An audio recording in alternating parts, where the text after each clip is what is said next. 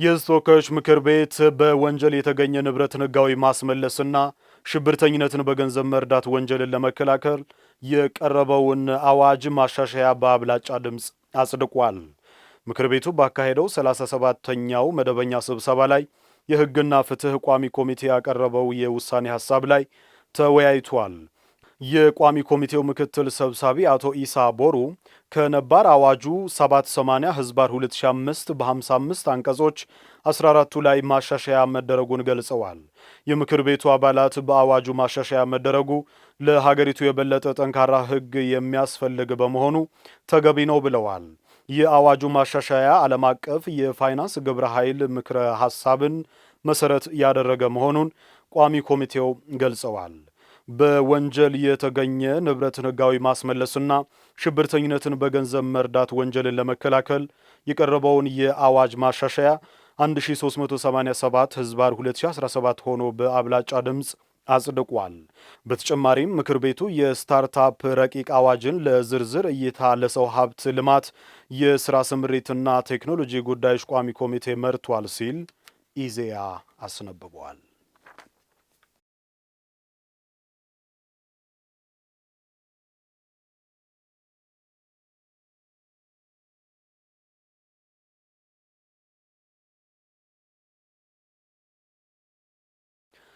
በውሃ ሀብት ዙሪያ ቀጠናዊ ትብብርን ማጠናከር አስፈላጊ ነው አሉ የውሃና ኢነርጂ ሚኒስትር ዶክተር ሀብታሙ ኢተፋም።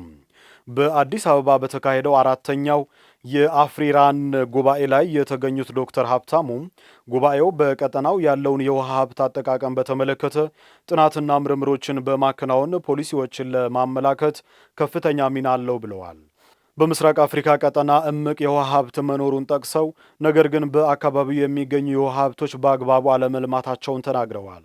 ለቀጠናው ሀገራት የጋራ እድገት የውሃ ሀብት ልማት ዙሪያ በትብብር መስራት ይገባል ያሉት ሚኒስትሩ በኃይል አቅርቦት ላይ ኢንቨስት ማድረግ የቀጠናው ሀገራት ተቀዳሚ ስራ ሊሆን እንደሚገባ አስገንዝበዋል። ኢትዮጵያም በዘርፉ የጋራ ተጠቃሚነት መርህን ትከተላለች ያሉት ሚኒስትሩ በተለይም ታላቁ የኢትዮጵያ ህዳሴ ግድብ ቀጠናውን በመሰረት ልማትና በኤሌክትሪክ ኃይል ለማስተሳሰር ትልቅ አቅም እየፈጠረ እንደሚገኝ ነው የገለጹት። ፋና ሚዲያ ኮርፖሬሽን እንደዘገበው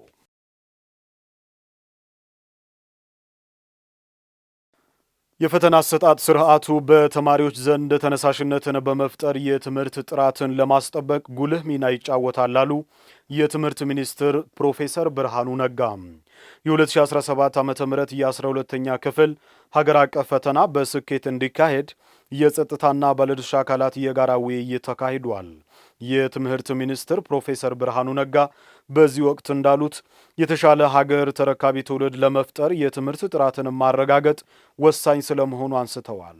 ዘንድሮ ለ150 ሺህ ተማሪዎች ፈተናው በበይነ መረብ እንደሚሰጥ ጠቁመው ፈተና አሰጣጡ ከስርቆት በጸዳ መልኩ በዲጂታል ሲስተም እንደሚሰጥ ተናግረዋል። የኢትዮጵያ ፌዴራል ፖሊስ ኮሚሽነር ጀነራል ደመላሽ ገብረ ሚካኤል በበኩላቸው የ2017 ዓ.ም ሀገር አቀፍ የ12ኛ ክፍል ፈተና ያለምንም ችግር እንዲሰጥ አስፈላጊው ዝግጅት መደረጉን አክለዋል። በትምህርት ሚኒስቴር የተመለመሉ መምህራንና ባለሙያዎች በቀጣይ ወደ ፈተና ቦታ እንደሚጓዙ አብራርተዋል። ዘገባው የኢዜአ ነው።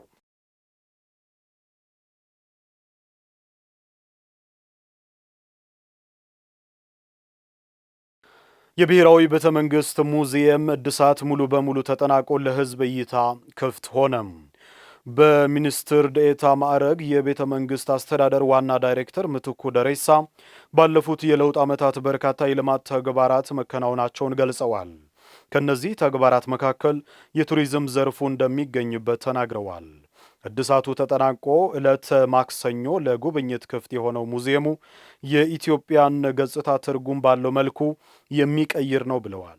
ሙዚየሙ ከማክሰኞ በስተቀር በሁሉም ቀናት ከጠዋቱ 3 ሰዓት እስከ 11 ሰዓት ተኩል ድረስ ለአገልግሎት ክፍት መሆኑን አመላክተዋል።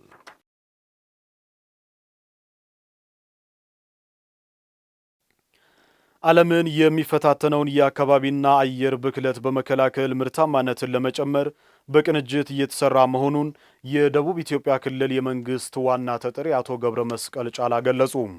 የአየርና የአፈር ብክለት ብዝሃ ሕይወት ላይ የሚያደርሰው ጫና ከፍተኛ በመሆኑ ሁሉም ዜጎች አካባቢውን የሚበክሉ ነገሮችን በጋራ እንዲከላከሉ ያሳሰቡት ደግሞ የክልሉ ደን አካባቢ ጥበቃና ልማት ቢሮ ኃላፊ አቶ ግዛቴ ግጄ ናቸው። በዓለም ለ52ኛ በሀገራችን ደግሞ ለ32ኛ ዙር የሚካሄደውን የጽዱ ኢትዮጵያ ንቅናቄ አስመልክተው የሥራ ኃላፊዎቹ መግለጫ ሰጥተዋል። ዳዊት ኮይሻ መግለጫውን ተከታትሎታል። የሚቀርበው ደግሞ በውብሸት ጳውሎስ ነው። የአካባቢ አየር የሚበክሉ አላስፈላጊ ቁሳቁሶች በየመንገዱ ከተጣሉ በምድሪቱ ላይ በሚገኙ ብዝሃ ሕይወት ላይ አሉታዊ ጫና ማሳደሩ አይቀር ነው። የአካባቢ ብክለት መጠንና ወሰን እንደየመልክዓ ምድሩ የሚለያይ ቢሆንም ችግሩ በመላው ዓለም ከጊዜ ወደ ጊዜ እየተባባሰ ይገኛል። የአካባቢ አየር ብክለትን አስመልክተው የደቡብ ኢትዮጵያ ክልል የመንግስት ዋና ተጠሪ አቶ ገብረ መስቀል ጫላ ባስተላለፉት መልእክት ባለፉት የለውጥ ዓመታት ንጹህና ጽዱ ኢትዮጵያን ለመፍጠር በአገሪቱ የግሪን ኢኒሼቲቭ ስራ ሁሉም የማህበረሰብ ክፍሎችን በማነቃነቅ ዘርፈ ብዙ ጠቀሜታ ያላቸው ችግኞችን ከመትከል ጀምሮ ሌሎች ምርትና ምርታማነትን የሚጨምሩ ስራዎችንም አካቶ ሲሰራ መቆየቱን ነው የተናገሩት። ዘርፈ ብዙ ጠቀሜታ ያላቸውን ዛፎች እንዲተከሉ ተደርጓል። በአንድ ቀን ከ500 ከ600 ሚሊዮን በላይ ችግኝ የተተከለበት ህዝቡ ሆ ብሎ የተነሳበት ለዚህ የሚያስፈልግ በቂ ዝግጅት በህብረተሰቡ በመንግስትና በግሉ ሴክተር በስፋት በየዓመቱ የሚደረግበት ሁኔታ አለ። ይህንን ለማስፈጸም የሚያስችል ደግሞ ተቋማዊ አቅም ግንባታ ስራዎችም ከፌደራል ጀምሮ በስፋት ተሰርተዋል። ህዝቡም ይህንን ነገር ደግሞ በተለይ የደን ሽፋንን ከማሳደግ አንጻር የሚሰሩ ስራዎችን ጠንከር አድርጎ እየሰራ ያለበት ሁኔታ አለ። ከለውጡ በፊት የነበረው የደን ሽፋናችን 17% ነበረ። በአሁኑ ጊዜ በተደረገው ጥረት ወደ 23% ደርሷል። በደቡብ ኢትዮጵያ ክልል ባሉ ተራሮችና ኮረብታማ ስፍራዎችም ዘርፈ ብዙ ጠቀሜታ ያላቸው ዛፍ አይነቶችን በማልማት የአካባቢ ዜጎችን ተጠቃሚ ለማድረግ በንቅናቄ ሲሰራ መቆየቱንም አቶ ገብረ መስቀል ጫላ አክለዋል። በአንድ ወቅት የተከልነውን በአንድ ወቅት የገነባናቸው ነገሮች ዓመቱን ሙሉ እየተንከባከብን ለትውልድ እንዲተላለፍ ማድረግ በቀጣይም እየጠገንን ጭምር ለህዝቡ ወይም ለዜጎች ምቹ አካባቢ ምቹ መንደር የመፍጠር ጉዳይ ነው። ስለዚህ ህዝቡ ባለቤት መሆን አለበት። ህዝቡ ቆሻሻን የሚጸየፍ በተለይ ከፕላስቲክ ከረጢት ጋር የተያያዘ እና ሌሎች የማይበሰብሱና አፈርን የሚበክሉ እቃዎችን ነቅቶ የአፈር መበከል ከመጣ የምርትና ምርታማነት ጉዳት በኋላም ከምግብ ሰብል ራስን ከመቻል ጋር ያለውን ተጽዕኖ በመረዳት እነዚህ ነገሮች በስርዓት የሚወገዱበትና እንደዚሁም ደግሞ ኢኮኖሚያዊ ጠቀሜታ እንዲኖራቸው የማድረግ ስራ ህዝቡ ካሰባሰብ ጀምሮ ለይቶ በተደራጀ መንገድ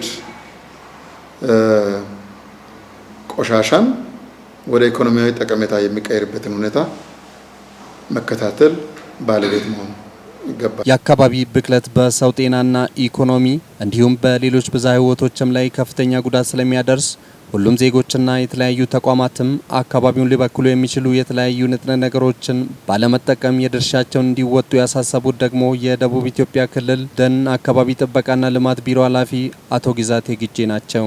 ተፈጥሮ በባህሪው የሚጠብቀውን ይጠብቃል፣ የሚንከባከበውን ይንከባከባል፣ የሚጎዳውን ይጎዳል። ይሄ ተፈጥሮ ህግ ነው። እኛ ተፈጥሮን የምንጠብቅ የምንከባከብና ጤናማ እንዲሆን የምናደርግ ከሆነ ተፈጥሮ የዛን ያህል ለኛ ምላሽ ይሰጣል። ሁለተኛው አካባቢያዊ ጉዳት ነው። ቅድም የጤና ጉዳት ነው ያነሳሁት። ሌላኛው የአካባቢያዊ ጉዳት ነው። የአሲድ ዝናብ አንዳንድ አካባቢዎች ላይ እየዘነበን፣ የዓለም ሙቀት እየጨመረን፣ የኦዞን መሸንቆር እየታየን። ስለዚህ አሁን የብክለት ውጤቶች ዓለምን እያሳሰቡ ነው ብለን ስንል የጤና ጉዳት እያመጣ ነው ያለው። ሁለተኛው ደግሞ አካባቢያዊ ጉዳት እያመጣ ነው። አካባቢያዊ ጉዳት ዞሮ ዞሮ ከሰው ልጆች ህልውና ጋር ነው የሚገናኘው። የሰው ልጆች ጤናማ አካባቢ መኖር ብቻ ሳይሆን ምርትና ምርታማነትን ጨምረው ኑሯቸውን ሊያሻሽሉ ይገባል። ጤናማ ሊሆኑ ይገባል። አርሶ ሊበሉ ሌሎች ተግባራትን ሊያከናውኑ ይገባል። የሰው ልጅ የበከላትን ይችን ዓለም መልሶ የማልማት ኃላፊነት ያለውም ራሱ ላይ ስለሆነ የአየር ብክለትን መከላከል ለሁሉም ዜጎች የህልውና ጉዳይ እንደሆነም አቶ ግዛቲ አክለዋል። መላው ህብረተሰባችን፣ የመንግስት ተቋማት፣ መንግስታዊ ያልሆኑ ድርጅቶች፣ የሃይማኖት አባቶች፣ ዩኒቨርሲቲዎች፣ የጤና ተቋማት ርብርብ ሊያደርጉ ይገባል። የአካባቢ ጥበቃ ጉዳይ የትውልድን የመታደግ ጉዳይ ነው። ይሄ በደንብ ሊያዝ ይገባል። የአካባቢ ጥበቃ ጉዳይ የቅንጦት ጉዳይ አይደለም፣ ትውልድን የመታደግ ጉዳይ ነው። አሁን ለቀጣይ ትውልዶቻችን ምንድነው የምናስተላልፈው የሚለውን ሰው ሁሉ መጠየቅ መቻል አለበት። የተበከለች የተበላሸች ምስቅልቅሏ የወጣችን ምድር ነው ወይስ የምናስረክበው ጤናማ ለዜጎች ምቹ የሆነች ዜጎች ደግሞ ሊኖሩ የሚችሉ ለመኖር የሚመኟትን ምድር ነው የምናስረክበው ለልጆች የሚለውን በደንብ ማሰብ ያስፈልጋል። ሁሉም አርሶ አደሮች ባህር ዛፍን ከእርሻ ማሳ አቅራቢያ በመንቀል በምትኩ የምግብ ዋስትናን የሚያረጋግጡ ሰብሎችን ማልማት ይጠበቅባቸዋል አሉ የወላይታ ዞን ምክትል አስተዳዳሪና የዞኑ ግብርና መምሪያ ኃላፊ ዶክተር ዳንኤል ዳሌ። በዳሞት ፑላሳ ወረዳ ዋርቢራ ቀበሌ ለሰብል ልማት ምቹ ከሆኑ አካባቢዎች ባህር ዛፍ የመንቀል ስራ በንቅናቄ እየተሰራ ነው። አርሶ አደሮቹም ከእርሻ ማሳና ውሃ ገብ ከሆኑ አካባቢዎች ባህር ዛፍ በማስወገድ በአጭር ጊዜ የሚደርሱ ሰብሎችና የጓሮ አትክልቶችን ለመዝራት ተዘጋጅተናል ብለዋል። ሀና ደረሰ በዝርዝር ታስመለክተናለች። የሰው ልጅን ህይወት ለማስቀጠል የምግብ ዋስትናን ማረጋገጥ ወሳኙና ምርጫ የሌለው ጉዳይ እንደሆነ ይታወቃል። ለዚህም የግብርናውን ክፍለ ኢኮኖሚ ማሳደግ ቀዳሚ ተግባር ሲሆን ዘርፉን ለማሳለጥ ከእርሻ ማሳ አቅራቢያ የባህር ዛፍ ነቀላ ተደርጎ በምትኩ ደግሞ ሌሎች ሰብሎች እየተሸፈኑ ነው። በዳሞት ፑላሳ ወረዳ ደግሞ የባህር ዛፍ ነቀላ መርሃ ግብር ዘገይቶ ቢጀምርም የዋርቢራ ቀበሌ አርሶ አደሮች የዛፉን ጉዳት ቀድሞ ተገንዝበው በንቅናቄ እያካሄዱ ነው። ባህር ዛፍ ነው ጥቅም ለማግኘት ካስፈለገ ወደ 5 ዓመት ወደ 6 ዓመት መቆም አለበት። ወደ 6 ዓመት 5 ዓመት አሁን ለምሳሌ ይሄኛው ይሄን ያህል ስፋት ያለው ሆኖ በ5 ዓመት በ6 ዓመት ውስጥ ግፋብል ከአንድ 10,000 ከ15,000 አይበልጥም። ይሄን ያህል ነው ጥቅሙ በ5 እና በ6 ዓመት። ነገር ግን ማሳ ተዘርቶ በቆሎ ቢሆን ድንች ቢሆን አደንጓሬ ቢሆን ስንዴ ቢሆን ጤፍ ቢሆን በአንድ ኩንታል የምናገኘው እንግዲህ አንድ ኩንታል በአሁን ሰዓት ያለው ዋጋ ተቃላችሁ ምንም ጥቅም የለም። በዛ ራሱ ጉዳት ያመጣል። እንደገና መሬቱ ይስባል። ለዚህ ጥቅም የለም። ዋናው ጥቅሙ ምንድነው? ምግብ ነው።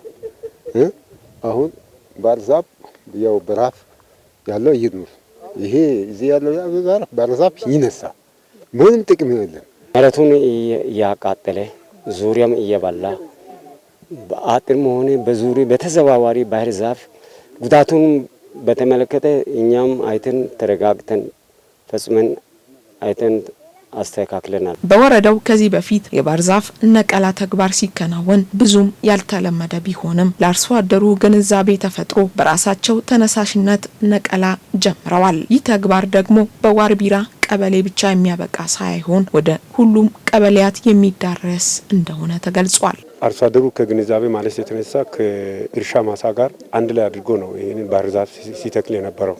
አሁን ግን መድረኮች ተፈጥሯል። ከላይ እስከ ታች ድረስ እስከ ቀበሌ ድረስ ከአርሶ አደሩ ጋር መግባባት ላይ ደርሰናል።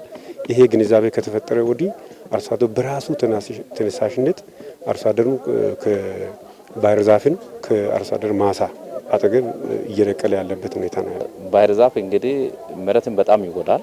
የመሬት ለምነት እንዲኖር የሚያደርግ ነው። መሬት ለምነት ከሌለ ደግሞ ምርትና ምርታማነትን ማሳደግ አንችልም። ምርትና ምርታማነት ካላደገ ደግሞ የኑሮ ውድነትን መቀነስ አንችልም። ይሄን ታሳቢ ማድረግ እንደ ዞን ያው በሁሉም ወረዳዎች ነው ይሄ ንቅናቄ እየተመራ ያለው። ያ ንቅናቄ ሆኖ ወደ 5000 ሄክታር መሬት ለመሬት እርሻ ስራ አዘጋጅተን 5000 ነው ያቀነው። ከ5000 በላይ ነው የተከናወነው። ይህ ሁሉም ወረዳ ላይ በንቅናቄ ተመርቶ በሳምንት አንድ ቀን ተወስኖ ነው። ይሄ አሁን ንቅናቄ በዳሞት ፑላሳ ወረዳ ዋሪራ ሱቁ ላይ ዛሬ ነው የተጀመረው። እንደ ዳሞት ፑላሳ ወረዳ በእርግጥ እውነት ነው እኛ ዘገየት ብለን ነው ወደዚህ ዘመቻ ያገባነው። ከዚህ በፊት የአርሶ አደሩ አመለካከት ዛፍ ጥቅም አለው፣ ዛፍ ከዚህ ተጭኖ እስከ አሳባ ይሄዳል፣ እስከ ሻሸመኔ ይጫናል፣ በቃ ብዙ ጉልበት ሳናወጣ በቀላሉ ገንዘብ እናገኛለን የሚል ኢሳቤ ነበራቸው፣ ግምት ነበራቸው። ከዛ በኋላ በተደጋጋሚ የማስተማር ስራ ተሰርቶ ግብርና ኤክስቴንሽን ስራ ተሰርቶ በተለያዩ ወረዳዎች ላይ ከኛ ቀድሞ ሄዷል።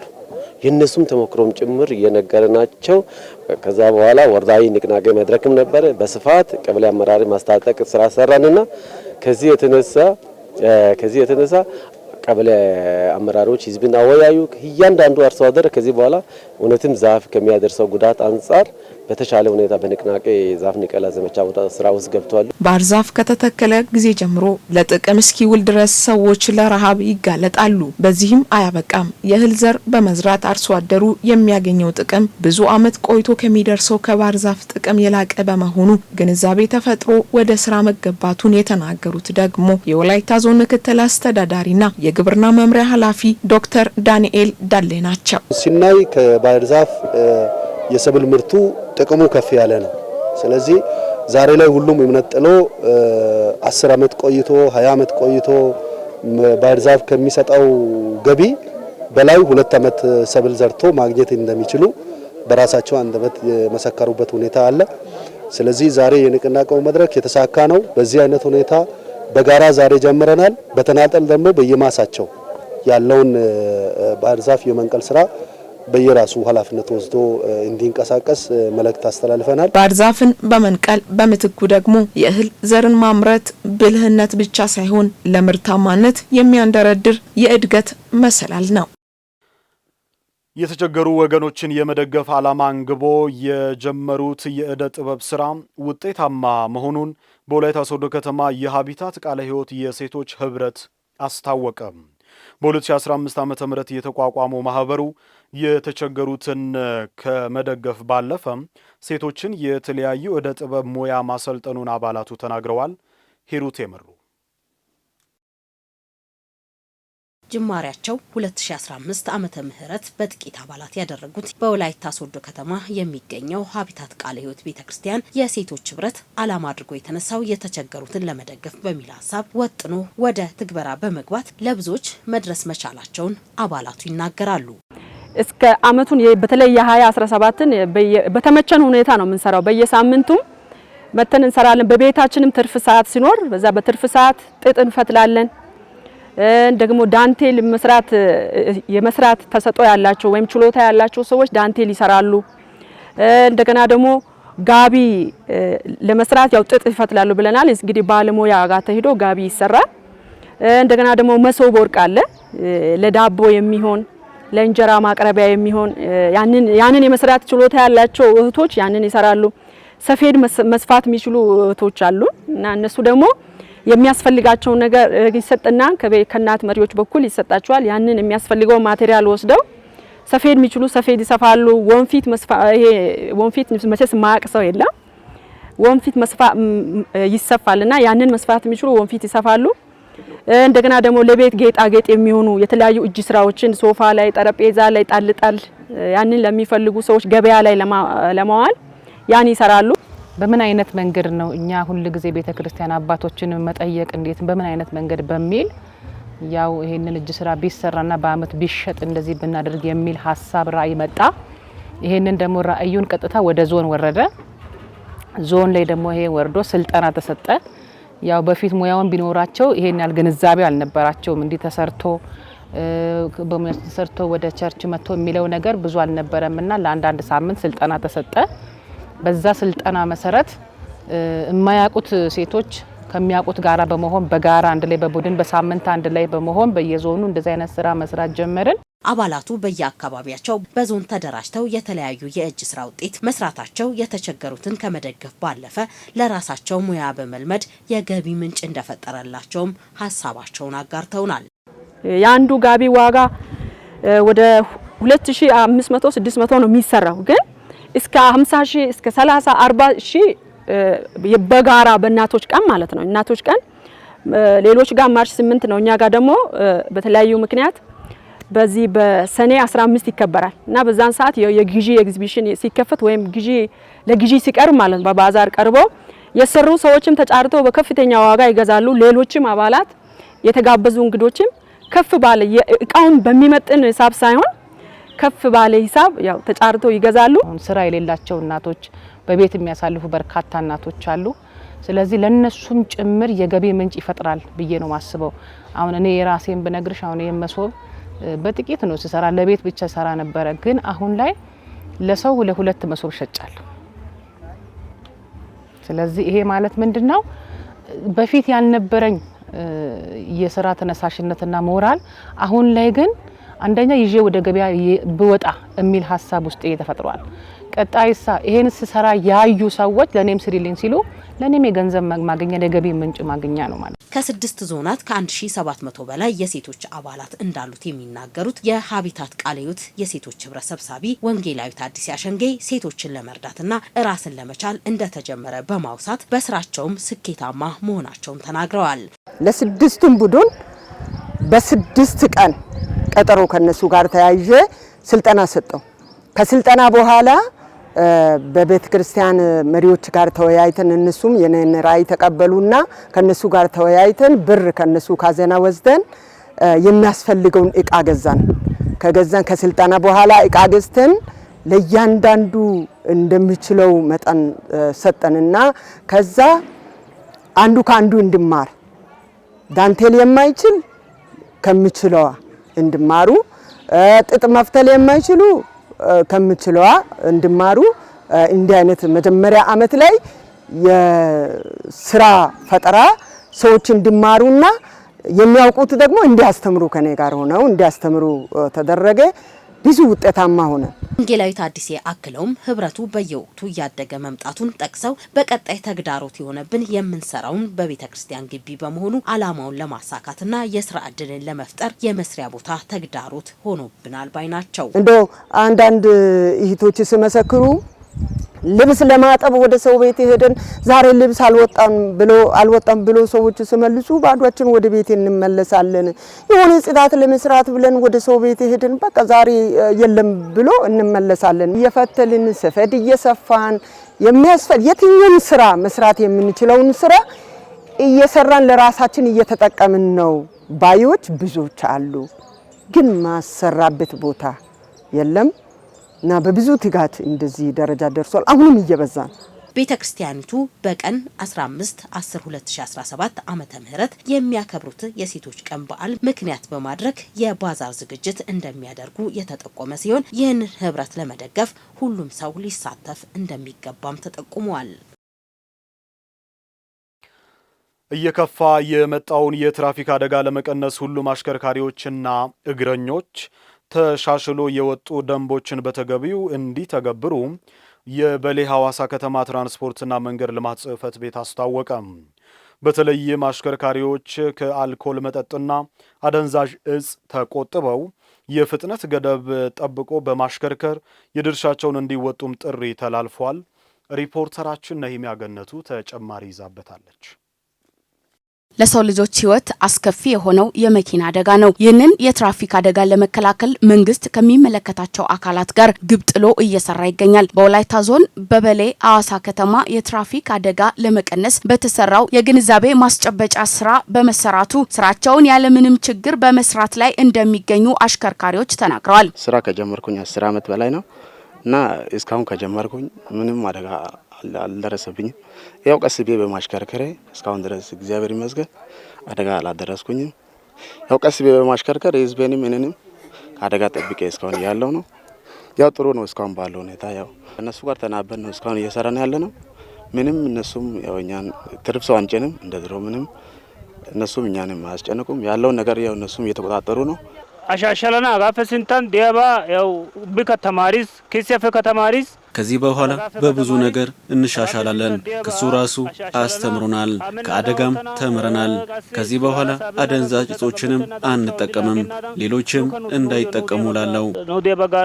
በከተማው የትራፊክ አደጋ ሊቀንስ የቻለው ጥብቅ የትርፍ ጭነት ቁጥጥር፣ በፍጥነት አለማሽከርከርና መሰል ጉዳዮች ላይ ትኩረት በማድረጋቸው መሆኑን የዘርፉ ባለሙያዎች ገልጸዋል። ከዚህ በፊት የትርፍ የመጫን ሁኔታዎች ነበሩ። ከታሪፍ በላይ ማስከፈል ችግሮች ነበሩ። አሁን ግን የኃይል ትርፍ የመጫን ሁኔታዎች የሉም። ከታሪፍ በላይ የማስከፈል ሁኔታዎች መንገድ ላይ ያለው ትራፊክ ባለሙያም ሆነ አጋጣሚ መንገድ ላይ ቁጥጥር በሚያደርግበት ሰዓት ላይ ስንቆጣጠር ከታሪፍ በላይ የሚያስከፍሉ አሽከርካሪዎችም እንደሌሉ ነው እኔ እንደማውቀው ሆነ። በእኛ ስራ ሂደት በኩል ከዚህ በፊት ከነበረው ቁጥጥር እጅግ በጣም የተሻለና ቀልጣፋ የሆነ ቁጥጥር ውይይት አድርገን ስለገባን እጅግ በጣም ጤናማ የሆነ ቁጥጥር 2017 ላይ የፍሰት ችግር እኛ ጋር አሁን ብዙ ያክል አይደለም፣ ጥሩ ነው። በፊት ፍሰት በጣም አለ። ሰው ትርፍ ይጭናል። በገበያ ቀንም ሆነ በሌላ ቀንም ሆነ ትርፍ ይጭነት አለ።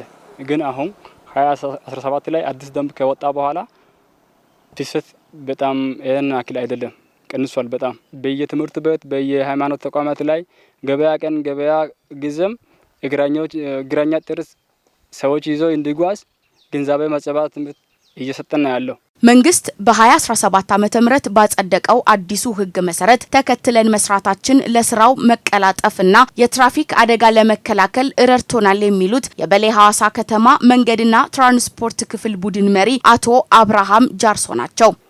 ለየት ባለ መልኩ ነው ቁጥጥር እየተደረገ ያለው።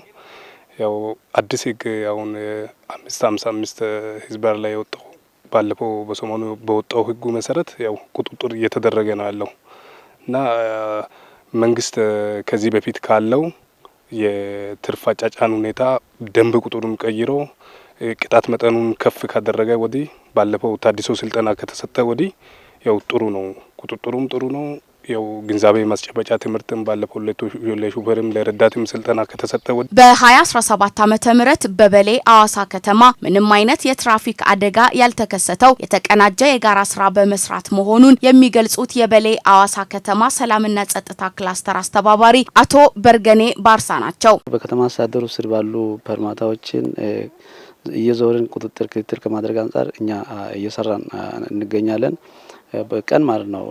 በዛም ምናልባት እንደ ከተማችን በ2017 ዓመተ ምህረት በጀት ዓመተ ምህረት እስካሁን ድረስ ባለው በአንጻሩ የተሻለ ነው። ያጋጠመን ችግር የለም፣ አደጋም የለም። የሰው ልጆች ሞትን ለመቀነስና በቁሳቁሶች ላይ የሚደርሱ ጉዳቶችን ለማስቀረት የሚመለከታቸው አካላት ሁሉም ለዚህ ስራ ተባባሪ እንዲሆኑ ጥሪ ቀርቧል።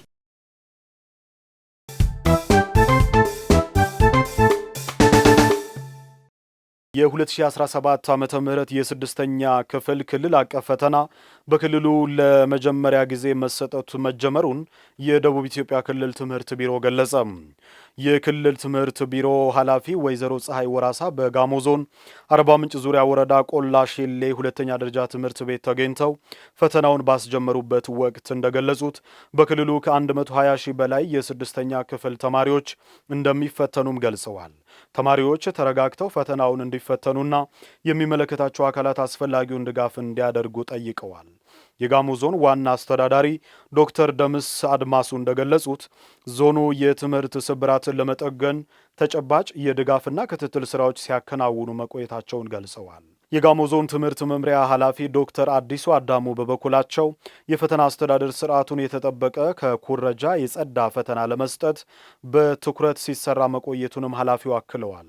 በዞኑ ትምህርት ቤቶች 29575 ተማሪዎች በ199 መፈተኛ ጣቢያዎች ሰላማዊ በሆነ መንገድ በመፈተን ላይ እንደሚገኙም ዶክተሩ አክለው ገልጸዋል።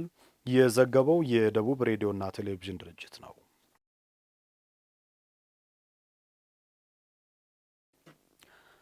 የደቡብ ኢትዮጵያ ክልል ስነ ምግባርና ጸረ ሙስና ኮሚሽን ከክልሉ ትራንስፖርትና መንገድ ልማት ቢሮ ጋር በመተባበር ሙስናን ለመከላከል ያለመ ስልጠና ሰጥቷል። በወላይታ ሶዶ የተሰጠው ስልጠና የኢትዮጵያ ገጠር መንገድ ትስስርና ተደራሽነት ለምግብ ዋስትና በሚል መሪህ የተጀመረው ስራ ለመደገፍና ሙስናን ለመከላከል የሚያግዝ ነው ብለዋል። የክልሉ ጸረ ሙስና ኮሚሽን ኮሚሽነር ሶፎንያስ ደስታ እንደተናገሩት በክልሉ በዓለም ባንክ ድጋፍና ብድር የሚሰሩ የገጠር አገናኝ መንገዶችና ተንጠልጣይ ድልድዮች ህብረተሰቡን ተጠቃሚ አድርገው እንዲሰሩ በህግ ማዕቀፍና መሰል ጉዳዮች ላይ አቅም ለማዳበር ስልጠናው ያግዛል ብለዋል። በስራው ወቅት የሚደረጉ የጨረታ ግዥና ሌሎች ጉዳዮች በአግባቡ እንዲተገበሩ በእውቀት ላይ የተመሰረተ አሰራር ለማጠናከር ስልጠናው አስፈላጊ መሆኑንም ኮሚሽነሩ አሳስበዋል። በስልጠናው ኮሚሽነር ሶፎንያስ ደስታን ጨምሮ ከክልሉ ስነ ምግባርና ጸረ ሙስና ኮሚሽንና ከክልሉ ትራንስፖርትና መንገድ ልማት ቢሮ እንዲሁም ከዞንና ወረዳ የተውጣጡ አመራሮች፣ ባለሙያዎች ተሳትፈዋል።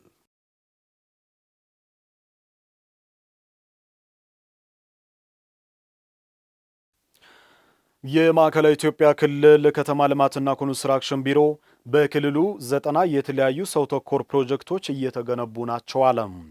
የክልሉ ከተማ ልማትና ኮንስትራክሽን ቢሮ ኃላፊ አቶ ስንታየ ወልደ ሚካኤል ፕሮጀክቶቹ በአንድ ከተማ አንድ ፕሮጀክት በሚል ኢኒሼቲቭ እየተሰራ መሆኑን ለፋና ዲጂታል ገልጸዋል። በዚህም 18 የፐብሊክ ፋርማሲ፣ 10 የጤና ተቋማት፣ 10 የትምህርት ቤቶች ግንባታ፣ 10 የከተማ መብራት ዝርጋታዎች፣ 7 የውሃ መስመር ዝርጋታዎችና ሌሎች ተመሳሳይ ሰው ተኮር ፕሮጀክቶች እንደሆኑ አብራርተዋል። የፕሮጀክቶቹ ግንባታ በ2.9 ቢሊዮን ብር መነሻ ወጪ እየተከናወኑ እንደሆነ ገልጸው ፕሮጀክቶቹ ሲጠናቀቁ ከ2.5 ሚሊዮን በላይ ዜጎችን ተጠቃሚ ያደርጋሉ ተብሎ እንደሚጠበቅ አቶ ስንታየው መግለጻቸውን ፋና ሚዲያ ኮርፖሬሽን ዘግበዋል።